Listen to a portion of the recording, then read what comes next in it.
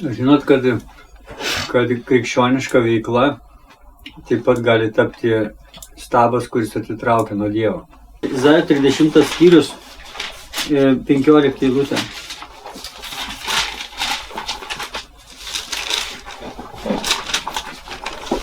Taip sako Viešpats, Izraelio šventasis. Jei atsigręšite ir nusiraminsite, būsite išgelbėti. Ramume ir pasitikėjime yra jūsų stiprybė. Bet jūs nenorite. Gerai. O ką mes tada darome, kad mes nenorime?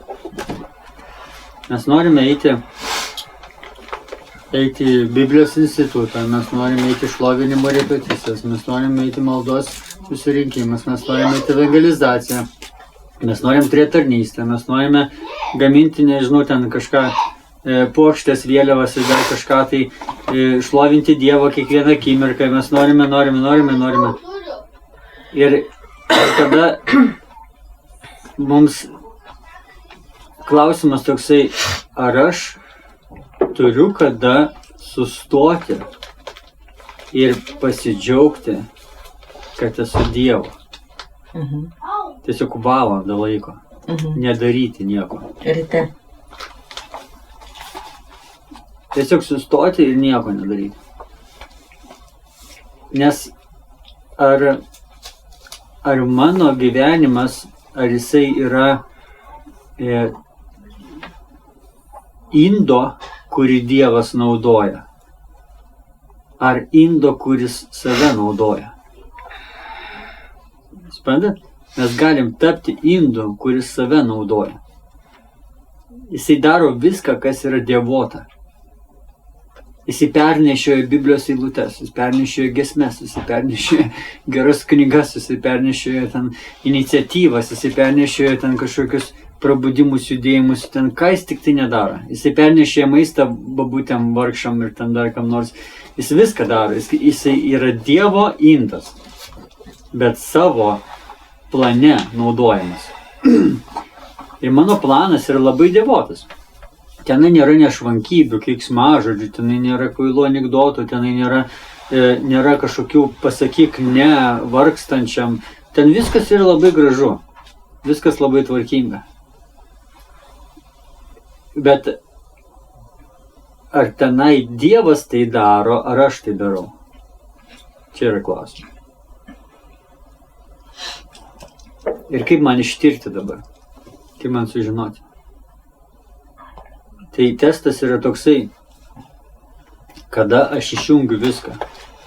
Viską. Pamokslus išjungiu, Bibliją užverčiu, giesmes išjungiu, telefoną palieku už durų, krikščionys draugai, viską išjungiu, užsidarau duris, valandikę pabūnu su žodžiu, ar aš sugebėsiu valandikę tai pabūti. Kaip nuostabu Dieve, kad tave turiu. Ir jeigu sugebėsiu, tai aš laimingas ir be veiklos. Taip? Aš nieko neįrodinėjau niekam. Bet jeigu nesugebėsiu, jeigu man atrodys, kad tai yra švaistymas laiko, kad, žinai, aš ne tam šičia atsikėliau, šiandien Dievas davė dieną, kad ją išpirkti, man reikia kažką tai daryti, tai aš bandau užsidirbti krikščionybę savo pastangom, savo rankom. Aš ne su Dievu darau, bet tam, kad Dievas būtų laimingas, tai darau. Ne, jis taip laimingas. Jį nereikia padaryti laimingu. Jeigu aš sustoju ir man gera, žiūrėkit, ramume ir pasitikėjime, ar aš galiu sustoti, ramiai pabūti ir sakyti, Dieve, tai nėra švaistymas laiko. Tai yra pabuvimas su tavim tyloje, ramybėje. Ir tai taip pat brangu tavo akise. Ne pagal grafiką. Aš pabūsiu 15 minučių su juo ir bėgu. Ne, man geras. Aš galiu visą dieną vaikščioti, va tai va, lyg tai būčiau iš jį sustojęs. Kažką tai daryti, kas man, nežinau, į darbą ar kažką, bet į sieną tokiam poilsė su juo. Niekam nieko neįrodinėdamas. Būdamas tiesiog priimtinas jam. Ir jeigu aš tai galiu, tada aš neturiu Dievo tarnystės kaip stabo. Nes stabas yra tas, kuriam turi įtikti. Turi būtinai padaryti, būtinai pasimelsk ryte, paskaityk ryte, tenai bėk ir tenai, giedok giesmę, mašinai jokių tenai, žinai, radio centras, kad man būtų tenai tik krikščioniška muzika. Tai yra, ne, tai nėra man stabas. Man gali ir grotas radio centras, bet aš su juo ilsiuosi ir man gerai ir aš aplink visas tas triukšmas, jisai ne man priklauso. Man neįdomu, man gerai. Nes aš atradau tą tylę ramią vietą pas jį.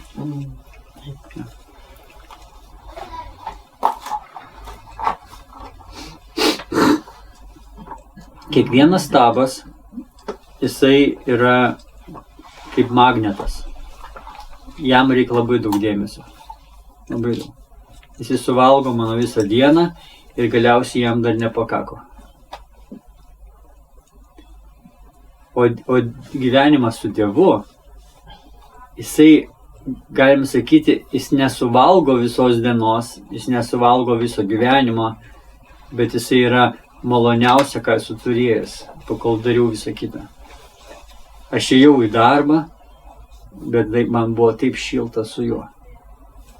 Buvo uraganas lauke, buvo škvalas, buvo viršininkas, kuris šaukė, bet aš stovėjau, žiūrėjau viršininką ir aš džiaugiausi, kad o jam esu priimtinas, o Dievui esu priimtinas. Vienas sykį paklausė pastoriaus, tokia nežinoma pastoriaus. Sako, tu tiek stengiasi, tiek visko darai, o nieks šiame mieste tavęs nepažįsta. Toks atrodo kaip Dievo tarnas ir jokių nekviečia tave į pastorių susirinkimus tenai. Ir kaip tu jautiesi? Ir tas pastorius sako, o mane ten užtat pažįsta. Jam nereikia nieko, o ten mane pažįsta.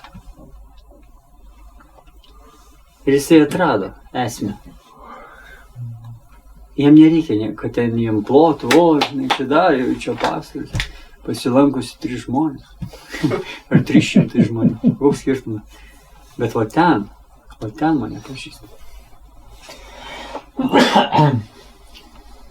Ir kada Abraomą, mes šiandien skaitėm, Abraomą Dievas palaikė ištikimu. Ką Abraomas darė ištikimai? Jis ėjo melžti karvę, mėgaudamas gyvenimu su Dievu. Jis ėjo ganė kupranugarius, mėgaudamas gyvenimu su Dievu. Šieną rėbė, mėgaudamas gyvenimu su Dievu. Ir Dievas sako, ištikimas. Abraomas sako, aš bažnyčioj nebuvau. Nesvarbu, bet tu su manim. Ir Dievas padarė sandorą.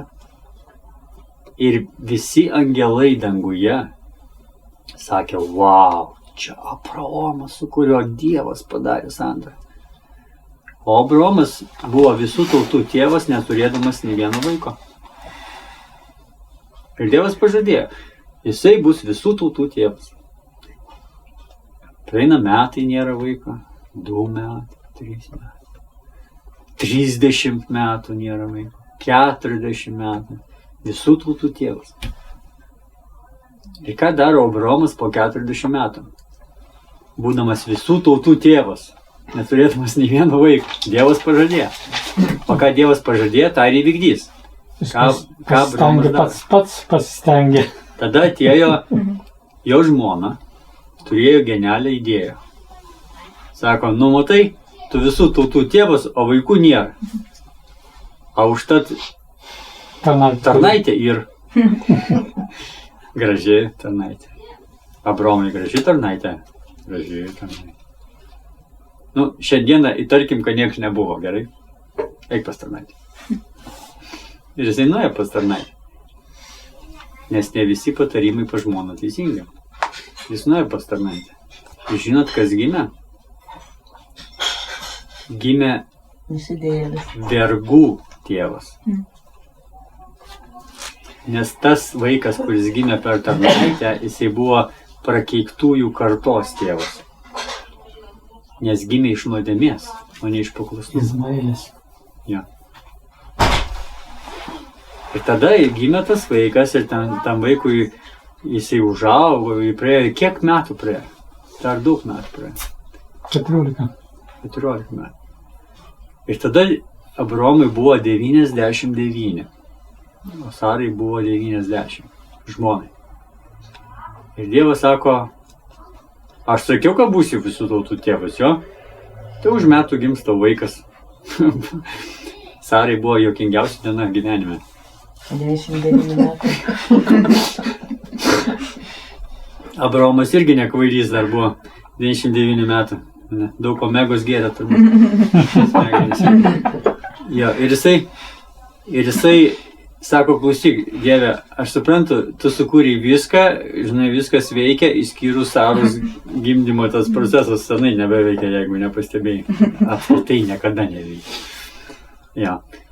Ir Dievas sako, ką sakai? Ir Sara. Dievas sako, ten kažkas juokiasi? Jo. Ir už metų gimė. Sarai 90 metų buvo, Abraomui 100. Ir jiems gimė. Tai klausimas, ką Abraomas darė? Jam Abraomui buvo, man atrodo, 40 metų, kai Dievas pažadėjo ir 100 metų, kai Dievas ištesėjo. Ką Abraomas darė 60 metų? Grėbė šieną per visą dieną. Grėbė šieną. Bet širdyje jisai buvo patenkintas, kad Dievas yra šalia, Dievui rūpi Abraomas. Ir jam buvo gera grėbšė. Nes jisai Dievo akise jisai brangus. Jisai atrado poilsį. Įsivaizduok, jeigu tau pasako, tu visų tautų tėvas. Nu tai ką, pradedam gimdyti, ne? Ir jeigu negimdai, kaip Biblijoje parašyta, moteris bus išgelbėta gimdydama vaikus, o jei negimdo, neišgelbėta. Ir Abraomas, negimsta vaikas, kas aš per netikėlis tikintysis, galbūt Dievas persigalvoja. 60 metų, kas turi galvoje vykti? Poilsis turi vykti. Poilsis su Dievu. Ar Abraomas ką nors gero nuveikė per 60 metų, mums neparašyta. Dievas žino, gal mes danguje tai sužinosim. Bet Dievas palaikė jį ištikimu. Jisai matė, koks yra viduje gyvenimas pas Abraomą. Ir jam nereikėjo jokių rimtų užduočių, kad įrodytų, kad jisai vis dar reikalingas Dievo plane. Taigi gimė jam vaikas, tam vaikui buvo, man atrodo, ar 13, 14 ar 15 metų, tam jau tikram vaikui, tam per kurį visos tautos gims. Ir tada Dievas sako, Abraomai turi užduotį. Dabar pasiemi savo vaiką, keliauji tenai ant kalno, vaikui daug malkas nunešti. Ir jisai tas malkas sudėsi laužą ir tu tą vaiką paguldysi ant to laužą, užriši rankas ir paaukosi. Kaip jūs galvojate, vidinis gyvenimas pas Abraomą, kaip atrodė? Virija. Žmogiškai, tai visų pirma, čia yra kvaila mintis, ne? Kvaila mintis. Antra, pakeliu į kalną. Sūnus sako, o kur avinėlius, kurį aukosim? Nieko, Dievas pasirūpins. Nes aš žinau, kad jau malkas neša avinėlis. Kas vyksta viduje? Ir pagrindinis klausimas, kurį Dievas visada mums užduoda, ar tu iš tikrųjų manim pasitikė? Ir Dievas uždavė Abraomui klausimą, ar tu iš tikrųjų manim pasitikė. Kada, gerai, paimkime, pavyzdžiui, tu esi pamokslininkas. Ne, tarkim, paprastas žmogelis, pasėdėjai tenai visur gale ir visada pasislėpęs ir pagaliau išdrįsai. Aš turiu liudijimą. Jeigu nepastebės rankos, ačiū Dievui, žinai. Bet pastorius sako, kažkas ranką ten kėlė. Permušimai. Ir tu sakai, aš čia iš vietos, aš čia iš galo. Ne, iki priekį. Ir tu išeini į priekį tenai. Aš nežinau, kaip pradėti, mane galvos sukas. Ir tu ten kažką sakai. Jums taip yra buvę, ne? Jums taip yra buvę. Ir aš ėjau, ir tai raktiniai žodžiai pabėgo. Ir papasako, nesupratai, jūs nesupratot. Iš pirmą kartą atleiskit. Ir tu kažką pasakėjai, ne? Ir tu, man nusišnekėjau, geriau būčiau, ne. Ir visi ploja, nes su pirmą kartą. Kai baigs galvą suktis, aš tyliai išeinu. Ja, ir tu galvoji, aš šnekėt nemoku, 100 metų bažnyčių sėdžiu nieko. Na, gerai. Ir klausimas, kas tavo viduje vyksta? Ar Dievas tave šiandieną myli taip pat kaip ir vakar? Kai tau viskas nepasisekė. Niekas nesuprato, apie ką buvo liudijimas. Niekas nesuprato. Ir visi džiaugiasi, kad pagaliau tu baigiai liūdėti. Visiems akivaizdu. Tie drąsiai net pasakė tau išeinant. Ačiū, kad tai buvo trumpas. Ir kaip tu jauties viduje, ar tu ilsiesi su Dievu? Nes Abraomas, kai vedė savo sūnų paaukoti, ar jis ilsėjosi su Dievu? Tai buvo tokia pat nesąmonė, kaip eiti tau liūdėti. Ant sušaudimo, suprantat? Ant sušaudimo. Šita bažnyčia buvo gera, kol aš neprabilau. Aš kai prabilau, visi meldės. Prasidėjo maldos prabudimas. Meldės, kad greičiau užbaigčiau. Ir jisai ėjo aukoti ir jisai surišo tą sūnų. Ir jisai turėjo jį nužudyti prieš paaukojimą. Ir jisai paėmė peilį ir užsimojo. Ir tada Dievas iš dangaus sako Abraomai, aš supratau. Nežudyk sūnaus, štai yra ožys, įstrigęs su savo ragais į krūmus. Va čia yra vinėlis, kurį tu paaukosi, o šito nelies. Ir esmė buvo ne sūnus, esmė buvo Abraomai, ar tu iš tikrųjų pasitikėsi manimi.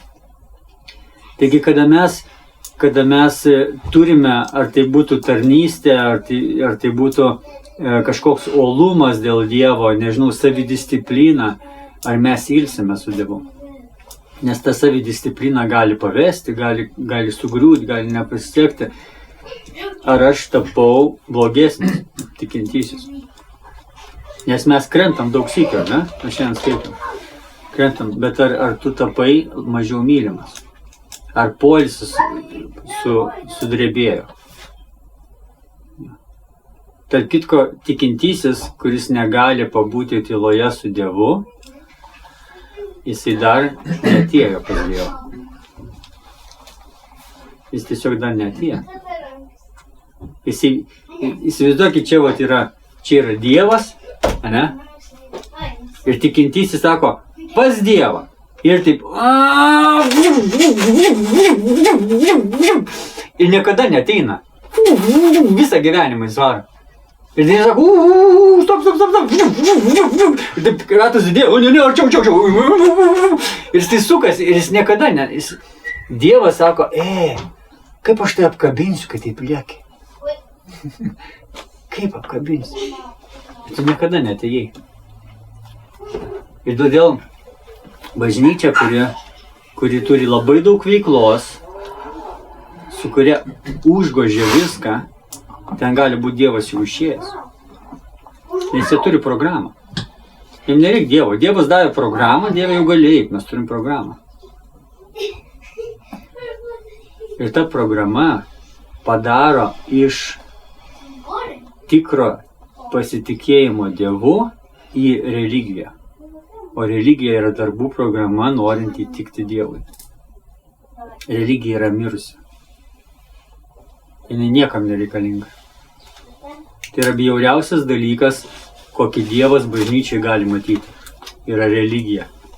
Religija daryti kažką, nebežinant, kodėl mes tai apskritai darom. Nu, kaip poterė, ne? Tu sakai poterį, tu net žodžių nebegirdi. Tu antiek jau daug sykių sakai, tu jų nebegirdi. Ir tai yra pasibjaurėjimas Dievui. Atsiverskim Jolantos mėgstamiausią knygą Izaiją. Tai mes joje ir esame. Izaiją O mes net nebuvom išsivertę. pirmas skyrius. Izaiją pirmas skyrius. Ne tik šitą.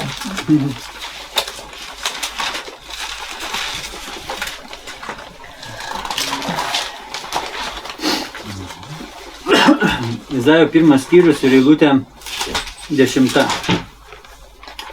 Klausykite viešpaties žodžio. Jūs, Sodomos valdovai. Žinot, Sodoma tai yra ištvirkęs miestas. Dievas sunaikino tą miestą su šitom ugnim iš dangaus, ne?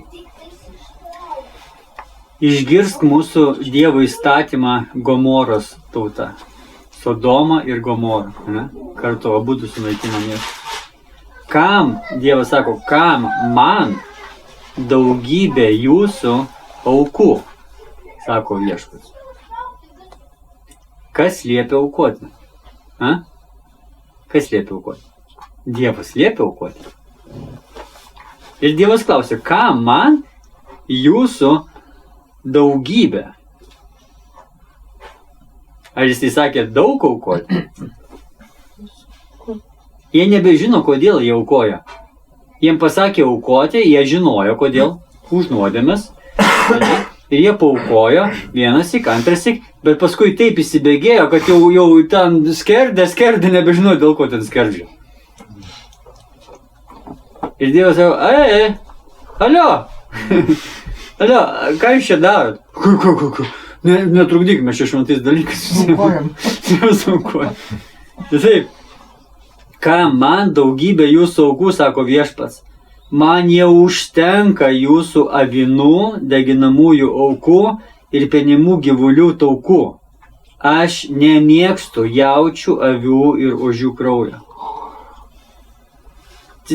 Jie turėjo paaukoti avinėlę, kad jų nuodėmės būtų, bausmė už nuodėmės atkelta metam laiku. Jie turėjo paaukoti. Bet jie antiek daug aukoja, toks jausmas, lyg tai jie Dievo vampyrą turi, kurį reikia girdyti pastoviai. Sako, aš kraujo nemėgstu, jūs suprantat? Jūs kažką prasileidot. Aš negeriu kraujo, okei? Jūs kažką sumaišėte. Gerai.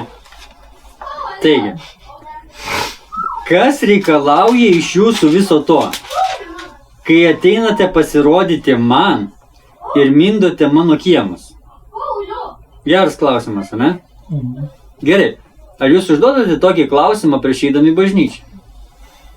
Kodėl aš einu į bažnyčią? Yra žmonės, kurie pačioj pradžioj, jie užduoda tokį klausimą, o gal šiandien neiti į bažnyčią? Ne? Čia tie pradedantiesi. Paskui sako visai fainai, tada jie įpranta ir paskui sako, taigi kaip neiti į bažnyčią. Ir jie įpratį turi. Bet jie turėtų daug naudos, jeigu jie užduotų, kodėl. Tai nėra ar eiti į bažnyčią, bet aš eisiu, bet kodėl eisiu. Kas ten yra?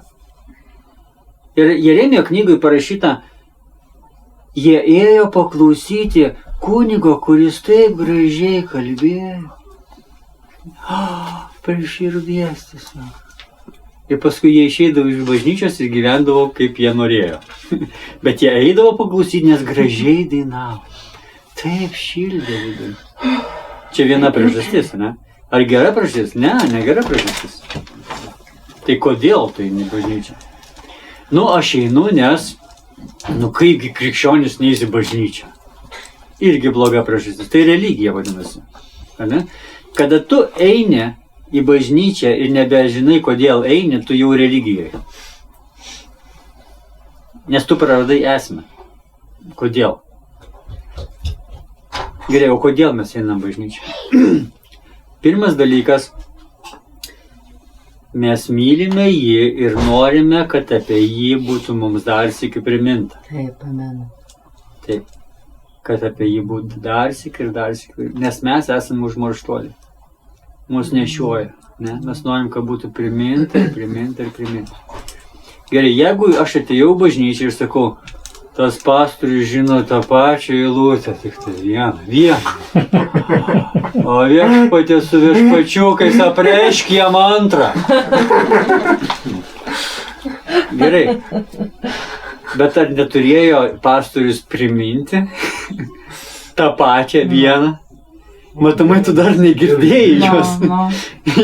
Žinot anekdotą, ne, apie tai? Konferencija vyksta. Tūkstančiai žmonių ten į estradą visą susirinkusi ir atvaro pastorius, Dievas su mumis, visi, šiandien mes turėsim pačią nuostabiausią tarnavimą visame jūsų gyvenime. Nu ir pastorius jisai paima, atsiverčia Bibliją ir kalba, visi, wow, fantastika. Ir tada gale pamokslo pastorius sako, klausykite, sako, Dievas yra čia, ar jūs jaučiat? Visi, sako, rytoj, tuo pačiu metu, susirinkam toj pačioj vietoj ir Dievas vėl ateis ir vėl kalbės, visi, Ir jie ateina rytojaus ir pastorius, Dievas čia, visi, Ir jisai atsiverčia lygiai tą pačią Biblijos vietą, kalba lygiai tą patį pamokslą ir žmonės galvoja, jis turbūt pasikartot nori iš vakar, paskui pratęs, normaliai bus, normaliai.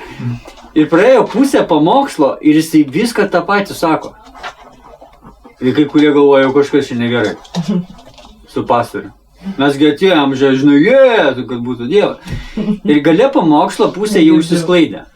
Ir pastorius ant galo sako, Dievas yra čia.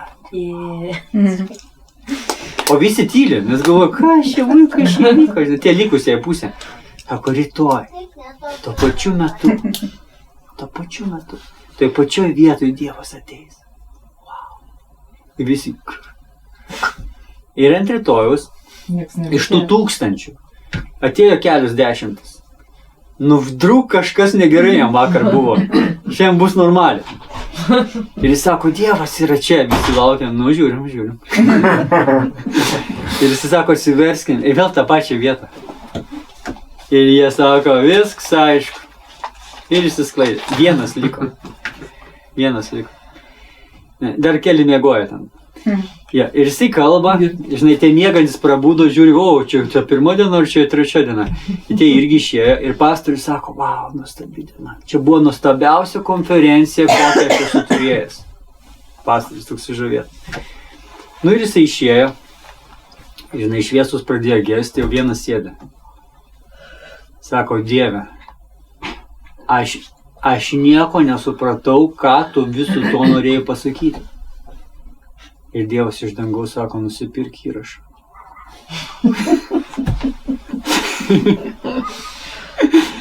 Ir per 3 kartus, tu nesupratai. Nusipirk įrašą. Dėl to vieną aš taip myliu. Na, ir suprantat, jisai tą patį kalba. Dievas turi priminti mums tą patį. O mes turime priimti iš jo šviežiai kaip pirmą kartą, nes Dievas yra nenuobodus, jisai nesikartoja. Jisai turi tiek savyje resursų, kad visai amžinybei užteks ir mes dar nebūsim net įpusėję. Suprantat? Ir jeigu jisai sako, atsiversk tą pačią eilutę, tu niekada negalvok, kad tu jau ją vertei ir ją žinai. Nes šiandien jis yra šviežias, jis yra visada šviežias. Todėl mes ateiname išgirsti galbūt tą pačią eilutę, galbūt iš kito šono, gal lygiai taip pat, bet mums to reikėjo. Ir mes sakom, Viešpatie, tu geriausiai žinai, kas man geriausia. Ir aš tom pasitikiu. Ir tu žinai, kaip mane augini, ir jeigu aš pirmoje klasėje turiu sėdėti 2 metus, tu žinai kodėl. Tiesiog man dar nedašylo turbūt. Reikia nusipirkti įrašą. Taigi, mes ateiname, kad mums būtų priminta. Taip pat mes ateiname pamatyti, kad kiti bendraminčiai eina per tą patį, per ką ir aš einu. Aš irgi suku ratus. Ir jie suka ratus. Ir aš nesu vienas lauke. Ir mes visi norime išgirsti, o ką tu darai, kada atšala viduje. O ką tu darai, kai abejonė ateina. O ką tu darai, nes man tai ateina abejonė. Ar čia tik man vienam ateina ir mes norim išgirsti. Paskui kitas dalykas. Mes norime melstis vienas už kitą, išgirdę visą tai. O, tu irgi per tai eini. Aš galiu melstis už tave. Ir aš noriu melstis už tave. Mes su Raimondu šį savaitgalį buvom konferencijų. Geltonoji konferencijų. Matėt įrašą, ne? 5 žodžių. Paskui 6 buvo. A, jau pakėlė. Sekančią dieną. Grindų dadėjo. Kas vertina? Grindų dadėjo. A. Ja. Ir mes su Raimondu turėjome konferenciją, vadinosi Malda. Ir Raimondas sako, pas mane galvoje visokių gyvūnų dainuoja. Kartais garsesnių, žinai, staugia, kartais kai tie žiogeliai ir visai. Ir sako, reikėtų išmokti melstis. Ir mes meldėmės. Jis nuėjo gulti ir jis rytoj sako, tai veikia, tu meldėjai už mane? Sakau, meldžiausi vakare, naktį, ryte meldžiausi, dabar galim dar sėk pasimesti. Ir mes tam ir susirinkome, nes tai veikia. Ir jeigu šią naktį nepagerėjo, ar mes netikim malda, mes tikim malda, mes dar sėkim melsimės. Ir jeigu niekada nepagerės, ar mes pasitikim Dievu, ar Abraomas 60 metų turėjo vaikų?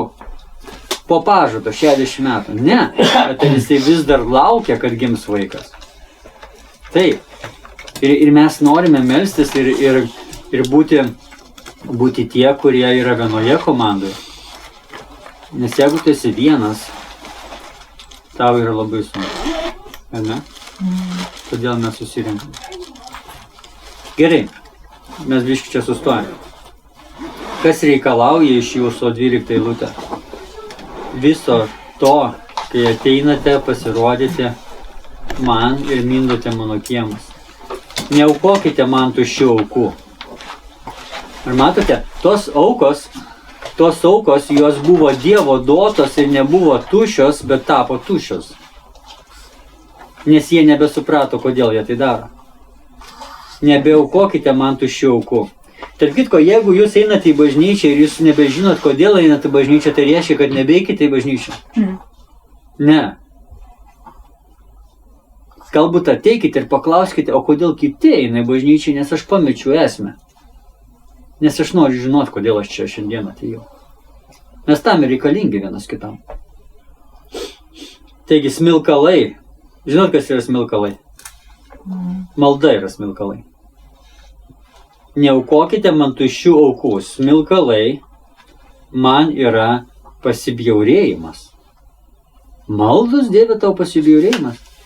Jo, kada maldose nebėra nieko, ką tu norėjai pasakyti. Ten liko tik tai, mes išmokom šitą maldą, Jėzus mums davė šitą maldą. Kartokite paskui mane šitą maldą. Ką? Alio? Dievas jau išėjo, nebekartok. Čia kaip su to krauju. Jis nebegeria kraujo, nebepjaukit viršelį. Jis išėjo. Taigi, aš negaliu pakęsti jauno mėnulio, čia yra šventė, kur liepia Dievo švęsti, sabatų. Sabatas yra viena diena per savaitę atskirta grynai Dievui. Nedirbsiu nieko. Negali pakęsti sabatų ir kitų švenčių. Netgi jūsų iškilmingi susirinkimai yra nedorybė. Todėl, kad liko tik išorė. Mes tai darom ten, bet čia mes nieko nebedarom. Ir tai yra uolumas, kuris, žinot kaip vadinasi? Jie turi dievotumo išvaizdą, bet atsisakė jo jėgos. Jie išoriškai atrodo tikintieji, bet viduje atsisakė jo jėgos. Ir sako, tai yra nedorybė. Jūsų jauno mėnulio ir kitų iškilmių mano siela nekenčia. Jos mane slegia. Ir aš pavargau nuo jų. Kai jūs iškeliate rankas, Dievas sakė, kelkite rankas, gieduodami, šlovindami mane. Aš nusisuku nuo jūsų. Kai kalbate daug maldų, neklausau, nes jūsų rankos krūpinos. Ką tai reiškia? Tai reiškia, jūs atliekate viską, ką Dievas liepia ir gyvenate, kaip jūs norite. Mes skaitėme Jeremijo 2 skyriuje, o kaip tu išmokai ieškoti meilės. Visur matosi kraujų žymės. Ne? Savaip išmokai ieškoti meilės. Nusiplaukite, apsivalykite, pašalinkite savo piktus darbus iš mano akių, liaukitės darę piktą. Mokykitės daryti gerą, ieškokite teisingumo, padėkite prispaustiesiems, apginkite našlaičius, užstokite našles, tada ateikite ir kartu pasvarstysime, sako Viešpats. Nors jūsų nuodėmės būtų skaisčiai raudonos, taps baltos kaip sniegas. Nors būtų raudonos kaip purpuras, taps kaip vilna. Jei jūs noriai klausysite manęs, valgysite krašto gerybės, bet jei jūs priešinsitės ir maištausite, jūs praris kardas. Taip kalbėjo Viešpats. Gerai, kada žmonės daro tai, kad Dievas kažkada tai liepia, bet iš to liko tik religija, juos praris kardas. Žinot, kas yra kardas? Kas yra dviašmenis kalavijas, žinot? Dievo žodis yra dviašmenis kalavijas, Efeziečiam 6 skyriui. Ir tas kalavijas, jisai tau sakys, kad visa tai, ką tu darai, tavęs neišgelbės. Bet tu vis dar turi daryti, nes kitaip neatrodys tikintysis.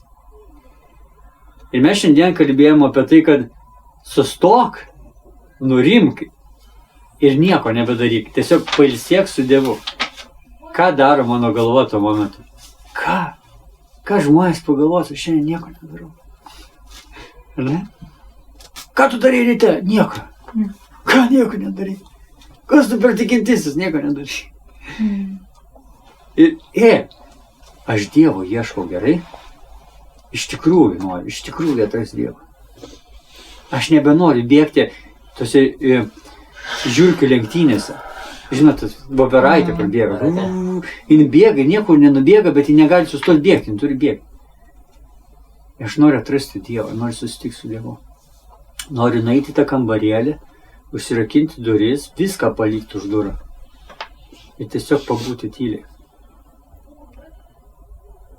Jeigu jūs paimtumėte du tikinčiuosius, kurie tikintis po 20 metų, vienas ir kitas, abudu ėjo į tą pačią bažnyčią, abudu girdėtų tą patį mokymą, abudu turi tos pačius draugus, viską turi tą patį.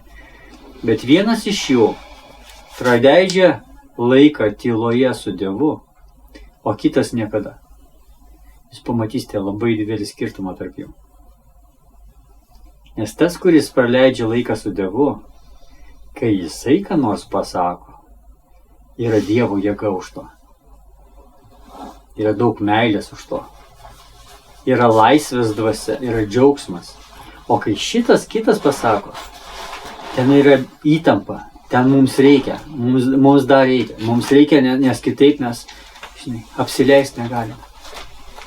Ir dabar eina būdą evangelizuoti. Pasakykite, kurio iš jų nori klausyti žmogus nematęs Dievo. To, nes jisai turi kažką tai, ko šis pasaulis neturi. Jis turi ramybę ir jis yra laisvas iš tikrųjų. O pasaulis bėga paskui. Jie bėga paskui reklamą, paskui serialą, paskui madą, naujas Mercedesas, naujas dviratis, paspirtukas, ne? Jie bėga paskui, taip pat ir tas bėga bažnyčioje paskui. Žiūrėk, nauja giesmė, ar jau girdėjai, atsiųsk man, aš ir noriu. Palaukit. Man nereikia, nesiųskit, prašau. Reimundai, nesiųsk tų knygų. Aš turiu eilutę vieną, okei? Stop. Užmutinsiu. Nerimtai, jeigu nori skaityk, bet aš turiu eilutę, man gerai, okei? Per daug. Nes mes turime daug tenai, mes turime visus, kurie siunčia į tą messengerį.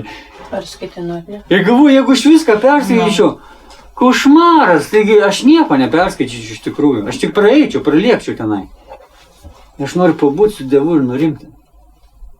Ir va tada tu viduje atrandi tos santykius, kurie yra brangiau už bet kokią religiją. Žinai ką, trumpam pasimelskime ir kas norės galės eiti, o kas nenorės galės neiti. Jeigu kam nors iki religijos biškį trūksta, gali pasilikti. Gerai? Dėkojame mes tau, Tėveli, už tai, kad kalbi mums. Ačiū, kad atėjai į mūsų gyvenimą. Jo. Jeigu mes be tavęs visą gyvenimą liekime ir atėję pas tave vėl lieksime,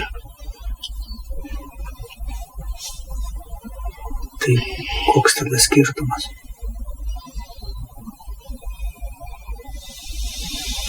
Viešpatie, kuomet tu kalbi, skamba tylus, ramus balsas. O kai aš lėkiu, tai zvimbia ausyse ir aš nieko negirdžiu, ką tu sakai.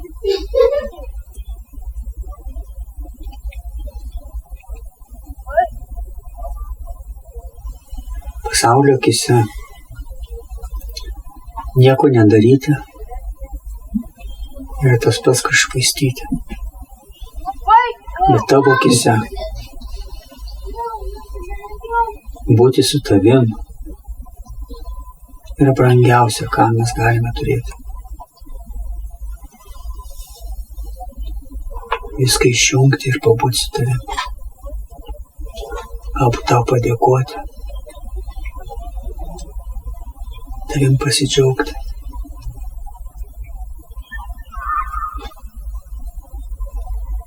Nes taip gera su tavim būti. Gera girdėti, kad tu mane priėmė tokį. Gera girdėti, kad kuomet aš dykumoje, tu esi su manim. Niekada nepalieki. Pasiruošęs atleisti. Tai esi nuostabiausia, ką aš galiu turėti.